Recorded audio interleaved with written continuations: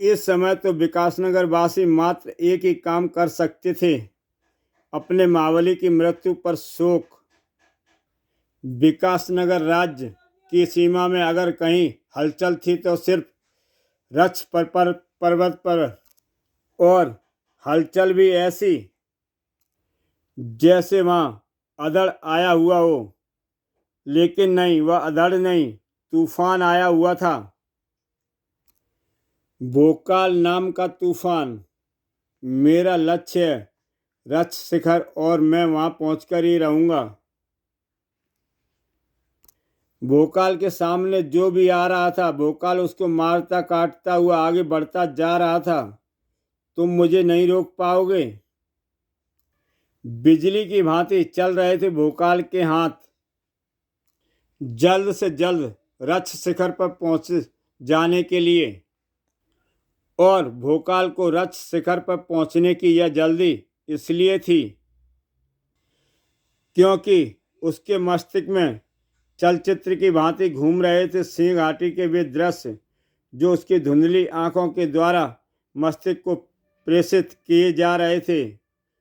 भूखे सिंहों के रूप में मौत उसे साक्षात अपने सिर पर खड़ी दिखाई दे रही थी, और उसके शरीर में इतनी भी शक्ति नहीं बची थी कि वह उस मौत को टालने के लिए हाथ भी हिला देता।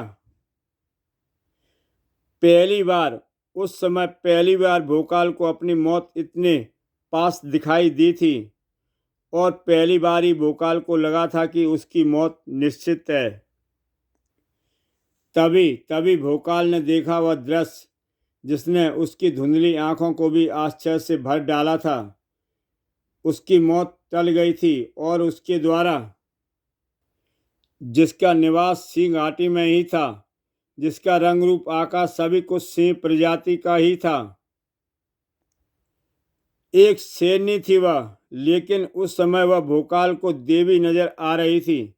एक ऐसी देवी जिसने उसकी जान बचाने के लिए अपना ही नहीं, अपने नवजात शिशुओं के प्राणों को भी दांव पर लगा दिया था।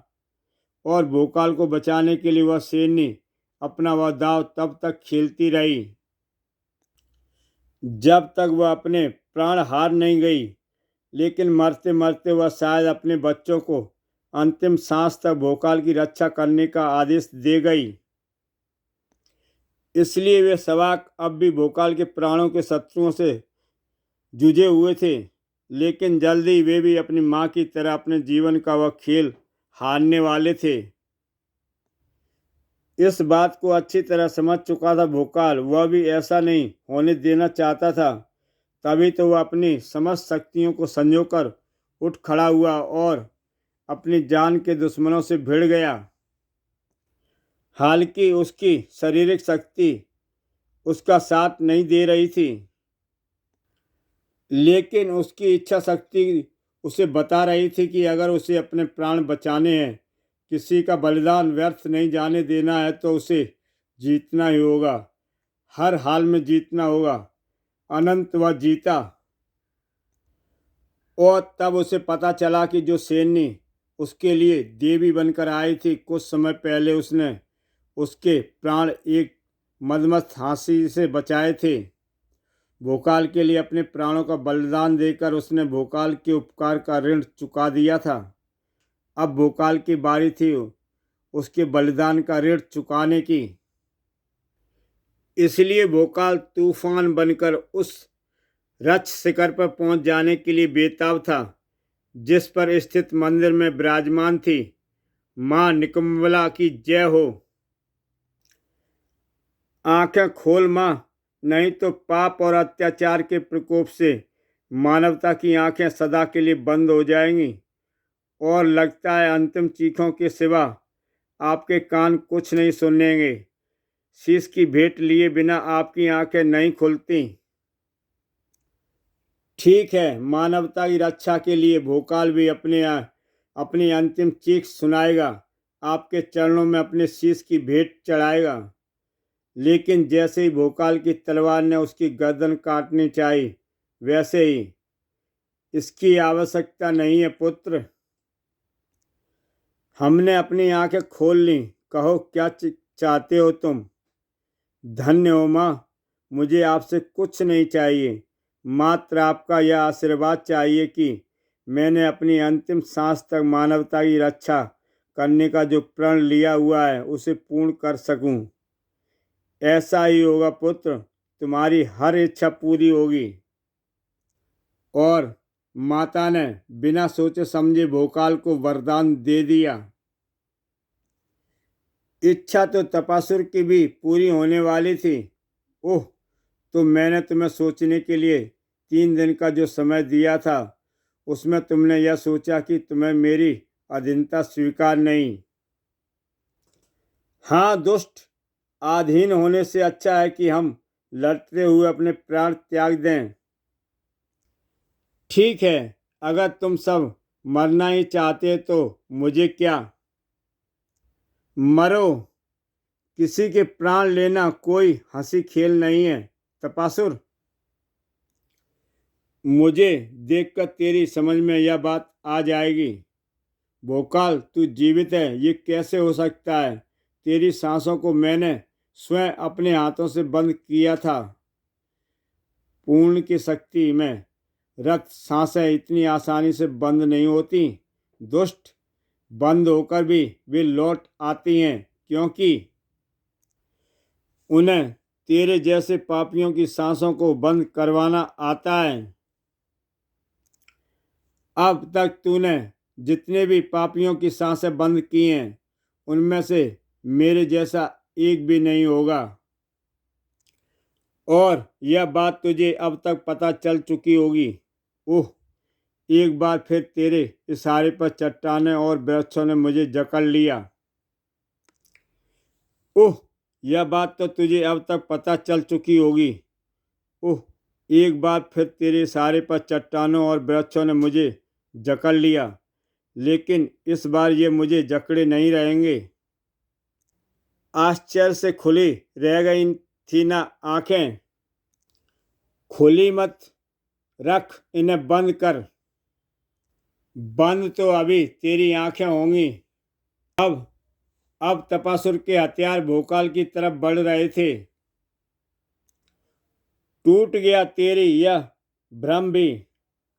ओह नहीं, मेरे शरीर से जो घातक अस्त्र निकले थे वे भोकाल के शरीर तक पहुंचते पहुंचते फूल बन गए।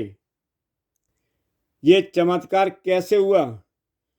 मेरे साथ भी वही शक्ति है जो तेरे साथ है। ये अलग बात है कि तू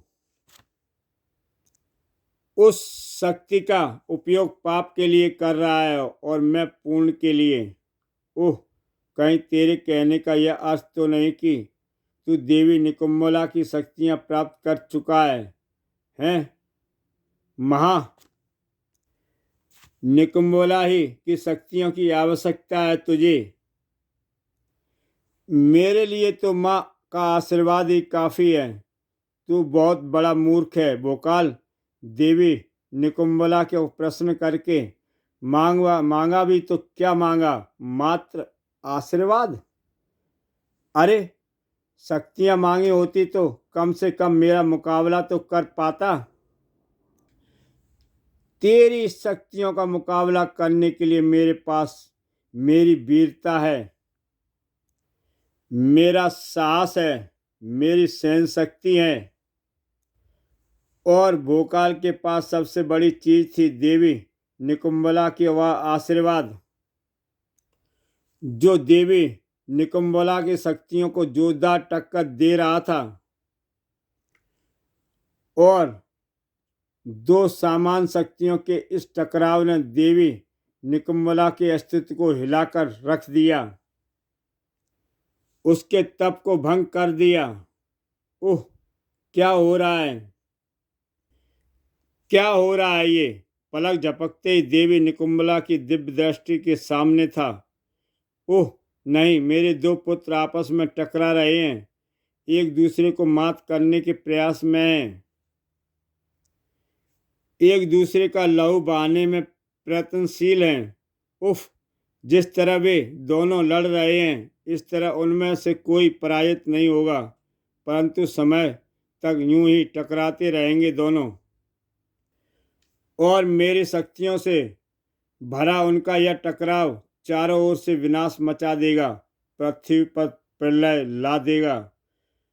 मुझे अपने दोनों बेटों के इस टकराव को रोकना होगा और उसे रोकने के मेरे पास मात्र एक ही उपाय है। इधर एक दूसरे को हराने का कोई उपाय नहीं था तो तपासुर के पास। तभी अचानक, अरे ये क्या हो रहा है? देवी निकुंभला की शक्तियां मेरा साथ छोड़ क्यों रही हैं? ओह, सारी शक्तियां मेरा साथ छोड़ गईं। ये कैसे हुआ? मैं तेरे प्राणों को भी तेरे शरीर से छुड़ा दूंगा। ओह, तू ऐसा नहीं कर पाएगा भोकाल, क्योंकि मेरी पाप शक्तियां अभी भी मेरे पास हैं, मेरे साथ हैं।